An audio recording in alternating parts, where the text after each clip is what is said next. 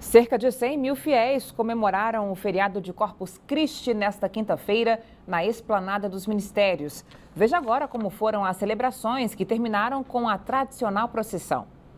Dona Neuza nunca perdeu uma celebração de Corpus Christi na Esplanada dos Ministérios. Ela e o filho vieram preparados para encarar o sol e o cansaço. É uma data muito gratificante, que sem ele a gente não vive, né? O maior homem do mundo, né? Jesus. O filho dela, o Jorge, veio pela primeira vez na celebração ainda pequeno e desde então nunca deixou de acompanhar a mãe. Sempre estou aqui na área aqui quando posso, né? Mas quando puder também eu venho do mesmo jeito.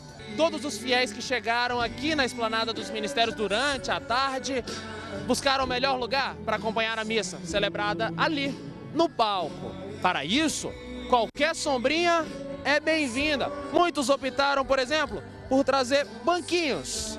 E aí o mais importante foi chegar cedo. Isso porque a expectativa era que mais de 100 mil fiéis passassem por aqui durante todo o dia de celebrações. Celebrar Corpus Christi é celebrar também a alegria da ação de Deus na nossa vida. O público também encarou fila para poder chegar ao confessionário.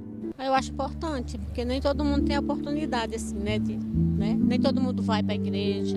A celebração começou cedo. Pela manhã, os jovens fiéis trabalharam em equipe para fazer o tradicional tapete colorido, cheio de figuras cristãs. Esse ano foram 150 metros de tapete, que teve como tema a paz. A gente coloca o jovem como centro disso, é importante, ele se sente incluído, né? Ainda pela manhã foi realizada a segunda corrida de Corpus Christi. Os atletas puderam celebrar a data e ainda manter a saúde em dia. A comemoração do feriado de Corpus Christi foi encerrada com a procissão dos fiéis pela esplanada. A rua foi iluminada por milhares de velas que seguiram de perto a imagem de Nossa Senhora. Violência no trânsito. 2 idosos foram atropelados em Taguatinga nesta sexta-feira. Um dos acidentes foi no centro da cidade. O carro acertou um homem de 84 anos. No outro, na QL 25, o idoso de 90 anos morreu ainda no local. O acidente foi por volta de 8 horas da manhã na QL 25 de Taguatinga, em frente ao SESI.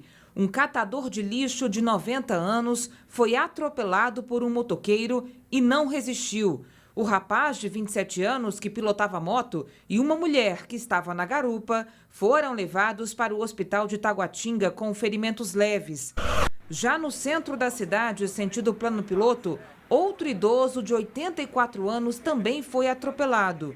Ele foi levado para o hospital da região com dores no corpo e ferimentos leves. A motorista não se machucou. 2 faixas ficaram interditadas. Michel Temer quer rapidez na análise de uma possível denúncia contra ele. O presidente da República só pode ser processado com a autorização de 2/3 dos deputados. A pressa é tanta que o presidente da Câmara fala em suspender o recesso parlamentar para realizar essa votação.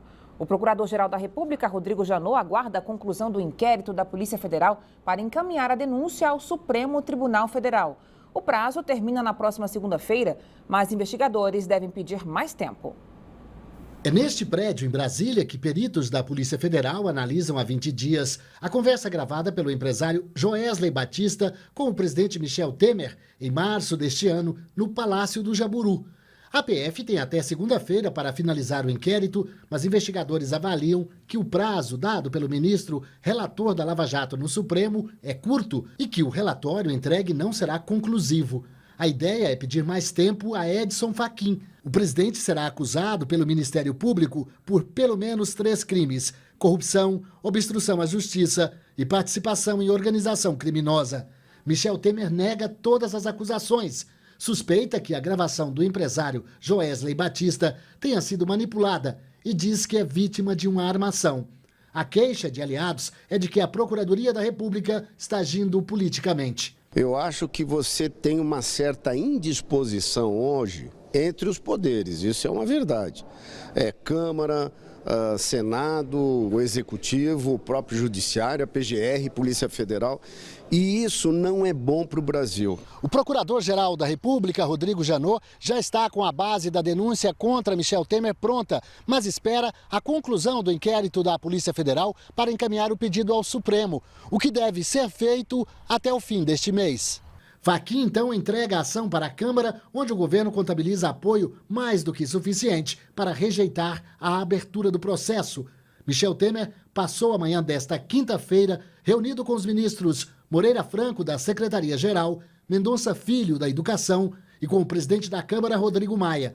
O Planalto aposta que tem o voto de pelo menos 220 deputados, 48 a mais do que o necessário. E tem pressa para virar a página. A estratégia é votar o pedido ainda no primeiro semestre. E para isso, Rodrigo Maia já considera suspender o recesso de julho. Temos condição de, em até 10 dias, digamos, colocar isso em votação no plenário e liquidar esse assunto. Mas esse seria um caso que poderia trazer a necessidade de avançarmos no recesso. Mesmo em preparação para a viagem da Rússia, Temer acompanha cada passo do Judiciário e do Congresso. Ainda que o recesso parlamentar seja suspenso, uma questão jurídica deve atrasar e muito a chegada da denúncia nas mãos dos deputados. Isso porque Fachin pode resolver abrir prazo para manifestações das partes interessadas. Voltamos então a falar com o repórter Vitor Boiadian. Vitor. Pois é, Carol, essa é uma preocupação que está agora na cabeça dos ministros lá do Supremo Tribunal Federal, principalmente pelo fato de ser inédito uma eventual denúncia de um criminal contra um presidente da República. Desde o período de redemocratização, nós já tivemos 2 impeachments, mas ainda não uma denúncia nessas condições, ou seja, que depende de aprovação da Câmara dos Deputados para que o Supremo Tribunal Federal passe a tratar, a considerar essa denúncia. Então, o ministro Edson Fachin, que é o responsável, que deve ser o responsável por receber essa denúncia da Procuradoria-Geral da República, ele pensa já na eventualidade de ser necessário ouvir as manifestações das partes envolvidas antes de levar esse documento para a análise da Câmara dos Deputados. Isso pode, então, demandar mais tempo no processo até que efetivamente os parlamentares da Câmara tratem sobre essa denúncia. E aí, aquele prazo que já se discutia de tentar resolver essa questão que coloca aí essa crise política em banho-maria até antes do final do primeiro semestre, pode ser interrompida por conta dessa decisão do ministro Edson Fachin, que ainda não foi tomada. Independentemente disso, a base aliada já está se preparando para essa eventualidade de não poder sair de folga no recesso de meio de ano, que costuma ser nas 2 últimas semanas do mês de julho, porque o presidente Michel Temer deseja superar essa questão para retomar os trabalhos no Congresso no segundo semestre com mais tranquilidade e retomar a agenda das reformas lá no Congresso Nacional. Agora, mesmo assim, as coisas ainda vão acontecendo pouco a pouco. Agora mesmo, o empresário Joesley Batista acabou de deixar a Polícia Federal, onde prestou um depoimento, e esse depoimento deve ser usado junto ao resumo do inquérito que a Polícia Federal deve apresentar até a próxima segunda-feira. Ou seja, os desdobramentos dessas investigações acabam alterando o calendário como o governo desejaria que fosse, que é resolver essa crise política ainda no primeiro semestre. Como a gente vai ver pela frente, muita articulação para poder salvar o presidente Michel Temer. Carol. É isso aí. Obrigada, Vitor. Boa tarde para você. Mais uma baixa no primeiro escalão do governo Temer. O ministro interino da Cultura, João Batista de Andrade, acaba de pedir demissão.